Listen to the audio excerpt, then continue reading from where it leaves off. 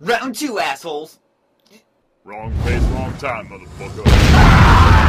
And I'm a dragon! Aw, hell!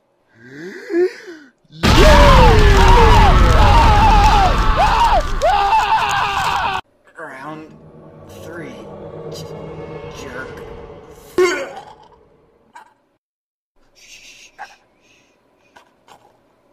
Welcome to Dark Souls.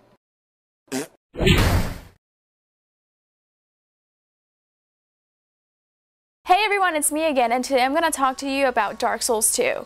The game is set to come out on March 11 for Xbox 360 and for PS3, while the PC date has not been announced yet. This RPG is set in a dark open world that revolves around a cursed undead who is searching for a cure against the curse. The game will be just as emotionally involved as the first Dark Souls, but the story will be completely different this time. The game will be just as challenging, so players will have to deal with countless deaths, just like the first game. This time around, Namco Bandai wants to cater to a bigger audience, so the creators are making a lot of changes that will make a game a lot less frustrating. Friend summoning will be easier to access with a name engraved ring, but in order to do so, they'll have to pledge to one of the gods. So what this means is that if your other friend has pledged to the same god, then you both will be able to play together. Being invaded by other players will also be fairer. If a player engages in invading other players, his sin level will rise, and this makes him more susceptible to being invaded himself. However, if a player shies away from this practice and maintains a low sin level, they'll be invaded much less often.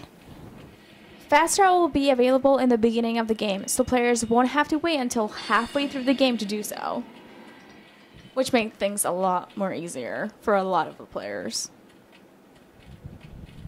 Now, the director of the game has made a couple changes that will make the game a lot less stressful for some players, but many fear that this might take away from the essence of the game.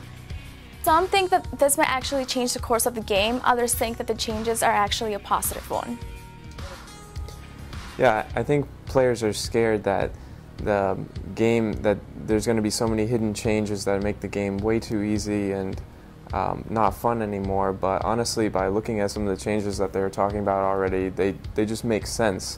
And I think that the producers of the game understand what the difference is between good changes and bad changes. There are changes that just make the game less frustrating but still make it more fun, while there are other games that people make sequels and they take out completely different things and change the game, things that were fun. But here, where they have fast traveling and being able to summon friends that wasn't even allowed in the first place, it just makes sense. Why would you be able to summon random players but not be able to play with your own friends?